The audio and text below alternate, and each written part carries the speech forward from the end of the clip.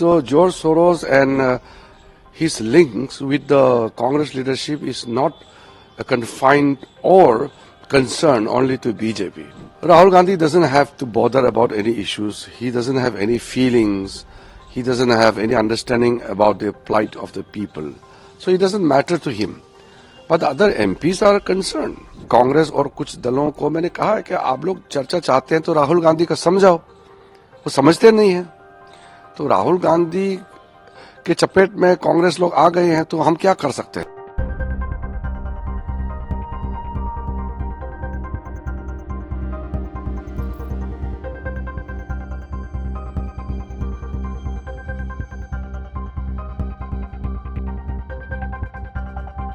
See, this link between George Soros and Congress leadership is not an allegation made by BJP. It is a report before the public domain and everybody is aware of that. And Rahul Gandhi's conduct and all his activities are very well known to the people. So the matter is of serious nature and it's not a matter related to or concerning to BJP only. It is a matter concerning the entire nation. When it comes to national interests, we all will have to stand together and united. So George Soros has openly declared a war against India and Indian government.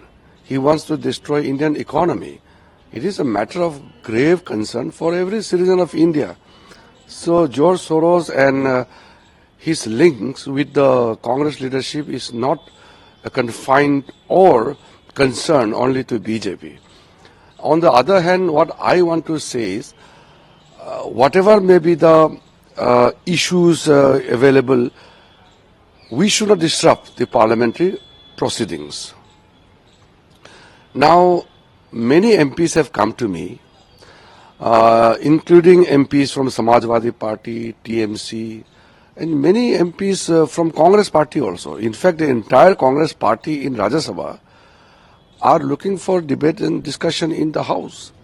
It is only Rahul Gandhi who doesn't want to take part in the parliamentary proceeding. Probably Rahul Gandhi doesn't believe in parliamentary democracy. But all other MPs are very interested to have debates and discussions in the House.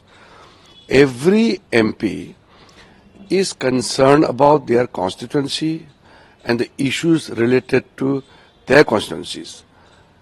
Rahul Gandhi doesn't have to bother about any issues. He doesn't have any feelings. He doesn't have any understanding about the plight of the people. So it doesn't matter to him. But other MPs are concerned. So whenever the Congress MPs have come to me, I've told them, please convince your leader. Otherwise, government is not a weak government. We have numbers. The government business can be passed through. To serve the nation, we have to make parliament function. And if there are important businesses, bills, which are required to be passed, we will do it because we have majority. The only thing we are not doing forcefully right now is because we want a proper discussion on those issues. Without discussion, if a bill is passed, it doesn't look nice. So we are looking for the inputs from all the members of parliament. Otherwise, the opposition cannot block the functioning of the parliament. Whenever it comes to passing of the bills, the government can do it. George Soros का संबंध कांग्रेस के नेतृत्व से जो भी है वो Bharatiya Janata party का ही मामला नहीं है, ये मामला देश का है। और कांग्रेस पार्टी के नेतृत्व और जॉर्ज सोरोस का संबंध सबको मालूम है। और जॉर्ज सोरोस ने खुलेआम भारत को चेतावनी दिया है भारत सरकार के खिलाफ, और भारत के अर्थव्यवस्था को नष्ट करने के लिए उन्होंने $1 बिलियन का भी आवंटन किया गया है। ये तो सबको मालूम है, उन्होंने ओपन डिक्लेयर किया है। और उस जॉर्ज सोरोस के साथ कांग्रेस के नेतृत्व का संबंध भी सबको मालूम है। ये विषय बहुत गंभीर है। ये भारतीय जनता पार्टी का ही मुद्दा नहीं है, बल्कि पूरा देश का मुद्दा है। इसमें सारे पार्टियों को एकजुट होकर के देश के खिलाफ जो भी आवाज उठाते हैं उसको लड़ना चाहिए। इसलिए ये सरकार विपक्ष का मामला नहीं है, जॉर्ज सोरोस का मामला देश का इशू है और पूरा देश एकजुट रहना चाहिए। जहां तक पार्लियामेंट चलाने का ये जो सिलसिला है, ये तो पार्लियामेंट तो चलना शुरू हो गया था, तो कांग्रेस पार्टी ने सडनली ये जैकेट पहन करके अदानी का इशू को, जो यूएस कोर्ट का मामला है, उसको लेकर के यहां तमाशा कर रहे हैं। कांग्रेस पार्टी के कई सांसद और राज्यसभा में तो कांग्रेस के पूरे सांसद चाहते हैं कि हाउस चले।